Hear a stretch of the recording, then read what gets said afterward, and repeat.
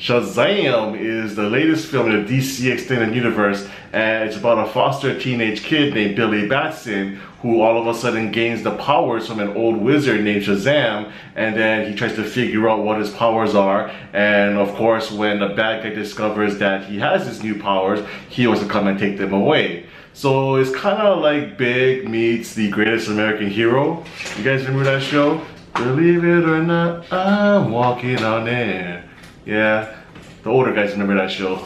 So let's start off with what I liked about this movie. The thing that I enjoyed the most in this movie was the family dynamic in the foster home. Like I mentioned before, Billy Batson is a foster kid and he's adopted in this new foster home with other kids like him.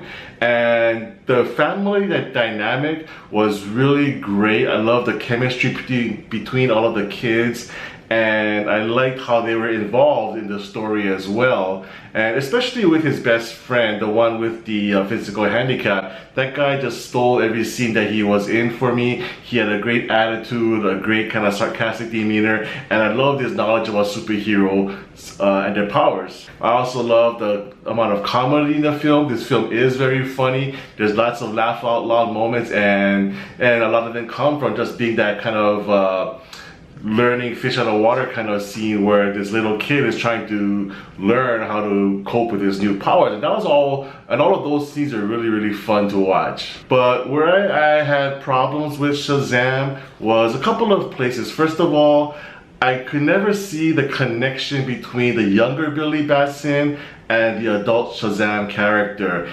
They just never really synced for me in terms of how they acted and their personality. The younger Billy Batson, he's a veteran foster child kid. He's ran away from over 20 different foster homes. So he's jaded, he's cynical, he's kind of a douchebag actually. But then when you see him turn to Shazam, all of a sudden he's just bright-eyed, excited, kind of naive kind of boy. And it just didn't really jive for me that this young, jaded foster kid would act the way that Zachary Levi did in the main role as Shazam. So every time I saw that disconnect on film, it just kind of took me out of the film a little bit, so that really bothered me.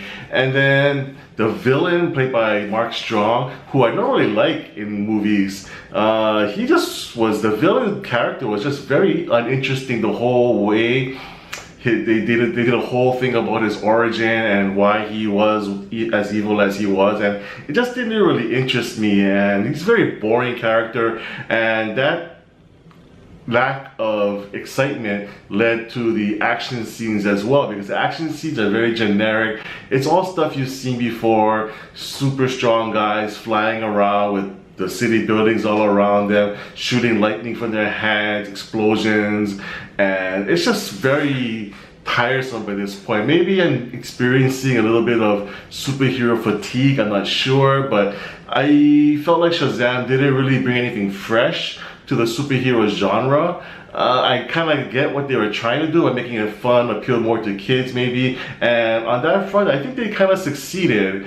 But maybe I was looking for a little bit more from this movie, make it stand out more than the other films that we've seen, like a lot, and there's been a lot of them so far. So Shazam just really fell short for me in that sense, where it just doesn't have its own identity. And again, there was a lot of disconnects within the film, but I really liked the whole family dynamic. I really like Zachary Levi as the main character, but this film just didn't really click for me. But I did like it more than Captain Marvel, so there's that. So Shazam for me gets a 6 out of 10.